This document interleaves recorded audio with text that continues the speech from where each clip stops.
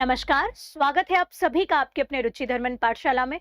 बच्चों, उम्मीद करती हूँ कि सभी की तैयारी एकदम मस्त चल रही होगी और आप सभी अभी तक प्री प्लस मेंस पढ़ते आ रहे होंगे।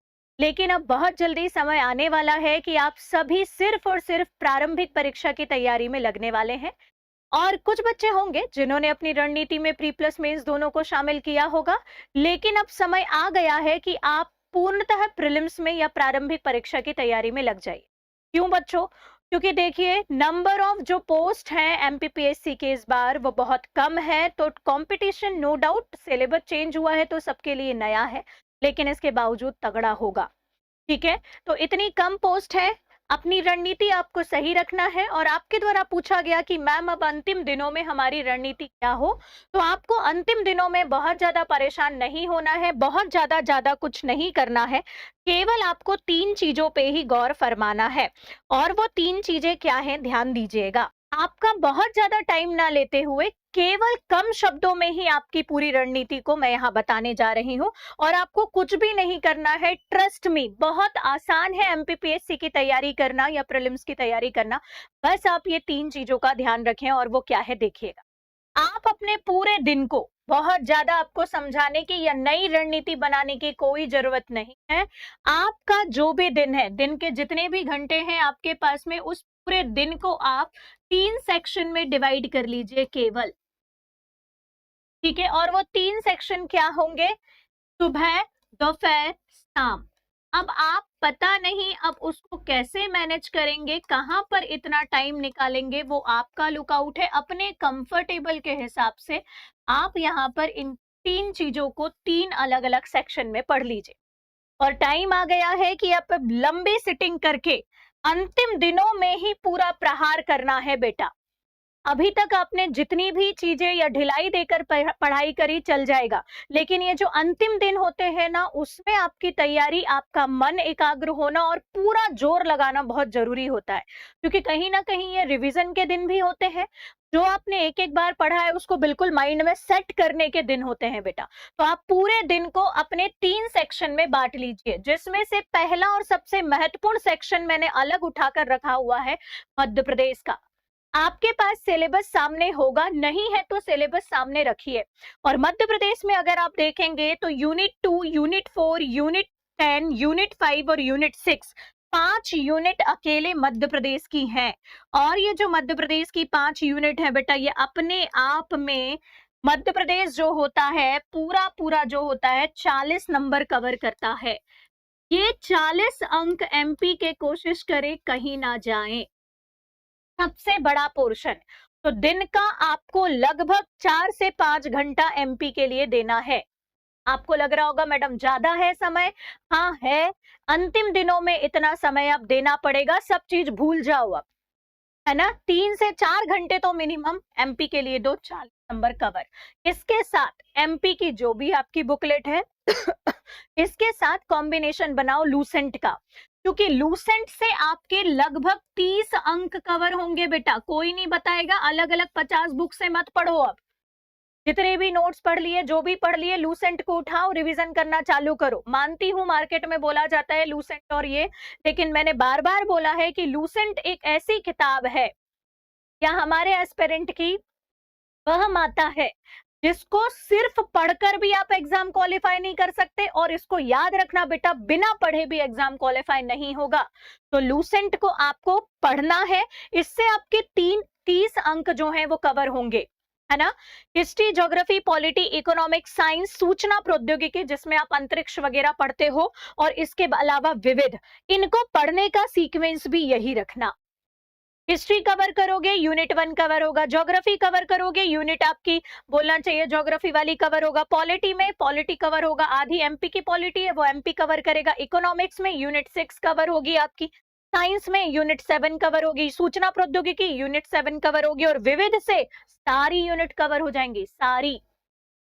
बात समझ में आ रही है बेटा? 30 अंक लूसेंट से है, लेकिन जो सिलेबस में है लूसेंट में केवल वही पढ़ना है। तो आपके दिन के 3-4 घंटे के अलावा, एमपी पढ़ने के अलावा, 2 घंटे मिनिमम डेली जो है लूसेंट के लिए निकालो। ठीक है, मिनिमम मिनिमम बोल रही हूँ, मैक्सिमम तो आप कितने भी, 3 घंटे एमपी पढ़ोगे, 2 घंटे लूसेंट पढ़ोगे। जो बच्चा दिन भर पढ़ना चाह रहा है, कोई कोचिंग वोचिंग नहीं है, तो इनका टाइम अपने हिसाब से बढ़ा लीजिए। अब बाकी के यूनिट बची, बाकी के यूनिट में यूनिट नंबर 8 है करंट की, जो अलग जा रही है, बाकी सब आप पढ़ो। तो करंट ऐसा है एक बार में याद नहीं होता, तो करंट के लिए डेली 1 घंटा दो, डेली 1 घंटा करंट पढ़ो अन्य यूनिट में।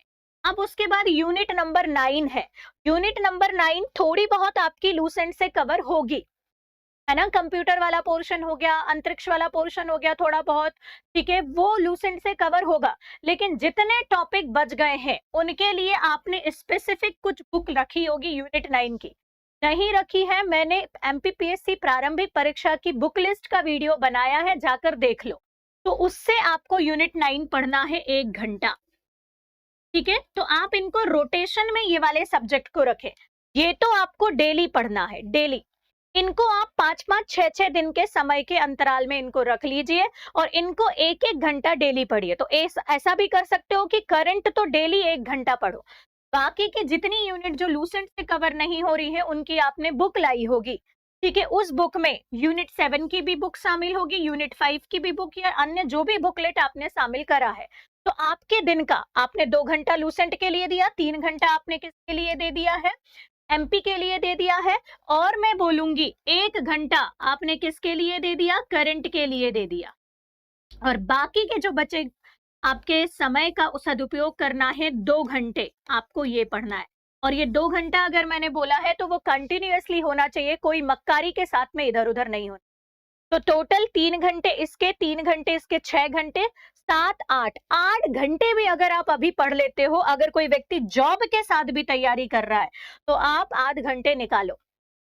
बात समझ में आ रही है। अगर आप जॉब वाले हो, कोई भी बच्चा हो, तो सुबह 4 बजे से लेकर आप 8 बजे तक का जो समय है, मैं बोलूंगी एमपी को पढ़ने में लगा दो उसका।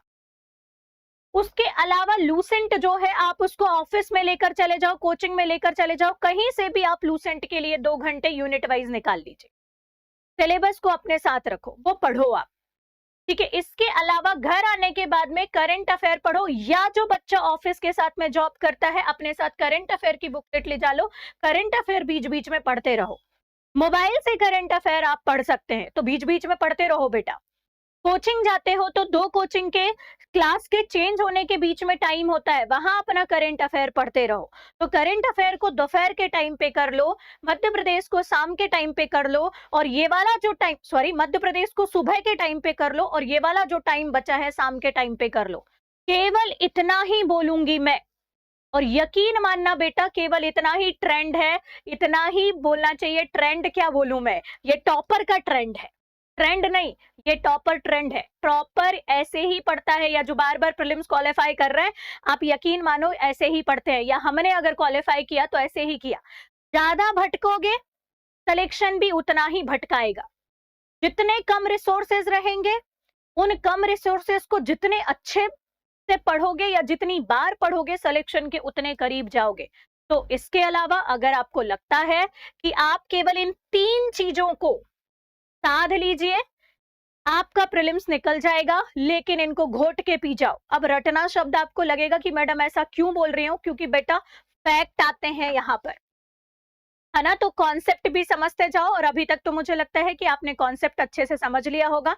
अंतिम दिनों में आप केवल यही चीज करिए, क्योंकि फैक्ट को रिकॉल करना बहुत जरूरी है। हमारी मध्य प्रदेश लोक सेवा आयोग कहीं ना कहीं फैक्ट आधारित है बेटा, और फैक्ट गलत नहीं होने चाहिए, ठीक है। अगर आपको लगता है कि ये रणनीति अपनानी चाहिए तो मैं बोलूंगी अपनाओ इसको, क्योंकि देखो यहाँ से 40 अंक अकेले आपके किसके कवर हो रहे हैं बेटा, एमपी के। 30 अंक आपका लूसेंट कवर कर रहा है, वैसे ही 70 अंक आपके यहाँ पर आपने कवर कर लिए। बाकी 30 नंबर की तैयारी के लिए ज्यादा माथा फोड़ी मत करो, मत करो ज्यादा माथा फोड़ी। साल भर से पढ़ रहे हो जो सब्जेक्ट में कम नंबर, मतलब कम नंबर का वेटेज है जिस सब्जेक्ट का, सही डायरेक्शन में तैयारी करिए और एक बार में सिलेक्शन लेइए। अगर आपको लगता है कि आपको यह स्ट्रेटजी फॉलो करना है तो बिल्कुल ये चुटकी वाली स्ट्रेटजी है, ठीक है। तो आप इसको फॉलो कर सकते हैं, मुझे लगता है ये आपकी सफलता में 4 चांद लगाएगा। अब इसके साथ में आपको 1 घंटे जो भी आप टॉपिक पढ़ते हो बेटा, याद रखिएगा उसके साथ में वो भी टॉपिक आपने पढ़ा, उसके बाद उसी का एमसीक्यूज उसी दिन लगा लीजिए। तो 6 से 7 घंटा वो हुआ।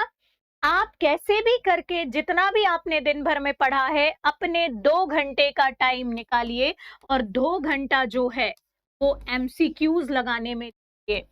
कहाँ से लगाएं एमसीक्यूज बता दिया है। नहीं है टाइम, जॉब करते हो तो केवल और केवल क्या कर लो, टेस्ट पेपर ला लो किसी भी कोचिंग के और उनको शुरू से लेकर लास्ट तक पूरे लगा लो। एक को ही पूरा पूरा लगाना बेटा, क्योंकि अगर आप ना बीच बीच से कहीं से भी टेस्ट पेपर लगाते हो तो क्या होता है, वो पूरे सिलेबस को कवर नहीं कर पाता है। अगर आपको कहीं पर और दिक्कत जा रही है टेस्ट पेपर में, तो मैं आपको बता दूं कि रुचि धर्मन पाठशाला पर हमने यहाँ पर जो है टेस्ट पेपर के लिए रुद्राणी सीरीज आपको प्रोवाइड करके रखी हुई है और आप उसकी गुणवत्ता का परीक्षण कर सकते हैं।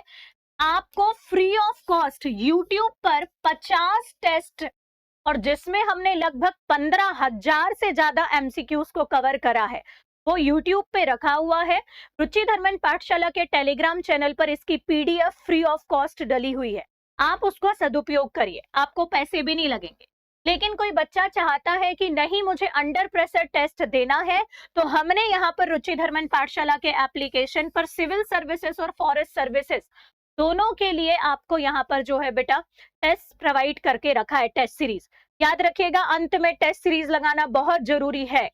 एग्जाम का प्रेशर फील करना जरूरी है, क्योंकि कई चीजें ऐसी होती है जब आप एग्जाम हॉल से बाहर निकलते हो ऐसा लगता है बन गई, लेकिन फिर एग्जाम हॉल के अंदर वो चीजें गलत हो जाती है। तो वो चीज गलत ना हो, उससे बचने का एकमात्र उपाय है टेस्ट सीरीज देना, और टेस्ट सीरीज हमने यहाँ पर जो है आपको प्रोवाइड करके रखी है। सिविल सर्विसेज और फॉरेस्ट सर्विसेज के लिए सीसेट को ध्यान में रखते हुए टेस्ट सीरीज है। इसके अलावा सिर्फ सिविल सर्विसेज जिस जीएस का महत्वपूर्ण रोल रहता है उसके लिए भी सेपरेट यहाँ पर टेस्ट सीरीज। साथ ही साथ अगर आपको ऐसा लग रहा है कि इस बार के प्रीलिम्स को आप टारगेट नहीं कर रहे हैं, हम आंसर राइटिंग करेंगे, अभी हम मेंस को पक्का करेंगे, तो आंसर राइटिंग जो है लाइव आंसर राइटिंग क्लास जो है रुचि धर्मन पाठशाला के एप्लीकेशन पे चल रही है। इसके कुछ डेमो लेक्चर जो है हमने यूट्यूब पर प्रोवाइड भी करे हैं, आप देख सकते हैं कि हम वहां पर क्या कैसा पेपर नंबर 5 और पेपर नंबर 6 की आंसर राइटिंग कर रहे हैं। ठीक है, इसके अलावा अगर आपको लगता है कि आंसर राइटिंग करने से पहले हमको 5 और 6 का पूरा सिलेबस चाहिए, तो वो भी रुचि धर्मन पाठशाला के एप्लीकेशन पर अवेलेबल है, आप इसका लाभ ले सकते हैं। ठीक है, तो बस यही बोलूंगी अंत में कि अपनी रणनीति सही रखें बच्चों। सही डायरेक्शन में अगर आप तैयारी करेंगे तो मुझे लगता है सफलता मिलनी तय है। मैंने आपको यहाँ पर एक रणनीति बताया, अगर आपको लगता है कि पूरे दिन को एक दिन का 3 दिन बनाकर 3 भागों में बांटकर इस स्ट्रेटेजी को अपनाकर प्रीलिम्स निकाला जा सकता है, तो मैं बोलूंगी आप इस पे विश्वास करें और लग जाएं तैयारी में पूरे जोश के साथ में। सफलता आपके कदम जरूर चूमेगी। अगर किसी प्रकार का कोई डाउट है, समस्या है, तो आप कमेंट बॉक्स में कमेंट कर सकते हैं। मैं कोशिश करूंगी वो समस्या को दूर करने की रुचि धर्मन पाठशाला के प्लेटफॉर्म के माध्यम से। इसके बाद में आगे जो लेक्चर मैं लेकर आ रही हूं उसमें मैं आपको सेपरेट कि यूनिट 1 में कौन से टॉपिक जरूरी है, कैसे पढ़ें, यूनिट 2 में, यूनिट 3 में, या किस यूनिट को पहले पढ़ें, उस हिसाब से पूरे टॉपिक जो है आपके तैयार करके आगामी वीडियो लेक्चर में अवेलेबल करवा दूंगी। आप पर्टिकुलर लास्ट डेज में उन टॉपिक को देखकर जरूर जाइएगा बच्चों। धन्यवाद, मिलते हैं एक नए वीडियो लेक्चर में। तब तक के लिए खूब पढ़ाई करो, अपना ध्यान रखो, गर्मी ज्यादा है, पानी ज्यादा पियो, फ्रूट्स ज्यादा खाओ, है ना, क्योंकि बेटा स्वास्थ्य अगर अच्छा रहेगा तभी तो पढ़ पाओगे और एग्जाम दे पाओगे। तो अपने स्वास्थ्य का विशेष ध्यान रखना है, लू से बचना है, तबियत खराब होने से बचना है, अदरवाइज 10-15 दिन तबियत ठीक करने में चले जाएंगे और पढ़ाई का लॉस हो जाए। मिलते हैं नए वीडियो लेक्चर में। धन्यवाद।